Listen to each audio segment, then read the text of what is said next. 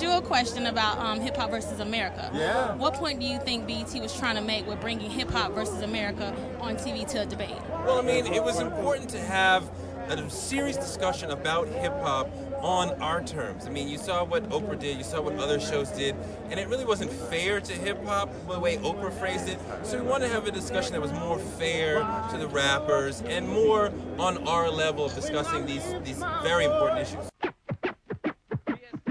It's been 35 years since hip-hop started, and in that time, we've watched it leave its humble beginnings in the South Bronx, rise to pop music superstardom, and go on to touch every known corner of our earth.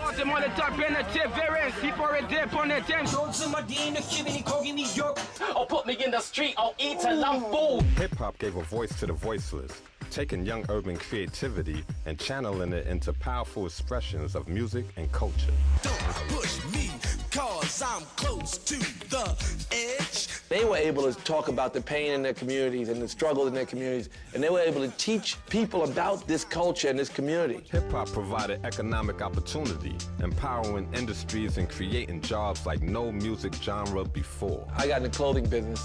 There was not one black person, period. And now it's like a hip-hop convention. When you go to the convention center in Vegas, you see so many booths that have black ownership and are part of a new black culture. You almost got empires that are run by the artists and businessmen and women coming out of the black community, provide jobs, provide new opportunities for folks. Yet, despite the successes, hip-hop has always had a dark side, always been a magnet for controversy and criticism. This offends me as a black woman, still calling us hoes, bitches, and sluts. It's calling us niggers.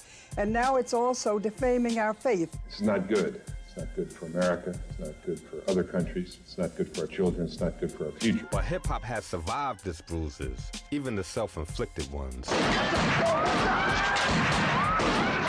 My son was murdered. That was my only child. But now, with record sales lagging, its creativity in question, and the frenzied media criticism post-Imus, hip-hop is facing its toughest test yet.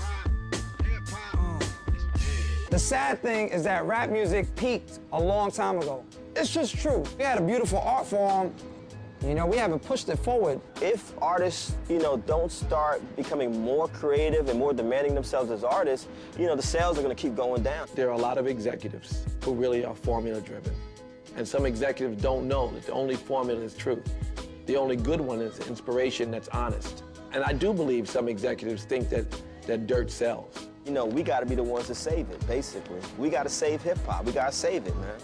Today, we've come to take our beloved hip-hop to task, to find the beauty still left in it, to caress its scars and bruises, and most importantly, to hold it accountable for all its sins.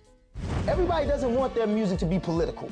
Everybody doesn't want their music to tell them what to do. The things that these rappers are saying, I was doing, so I could still be out there doing. You lucky that I'm only up here saying. I am a single mom. I have one of the hardest jobs in the world, and that's being a single mom. But fundamentally, it was based on, but you're not, what they had to change was what was wrong. But they understand BIGPOPPA, no info for the DEA. They understand that.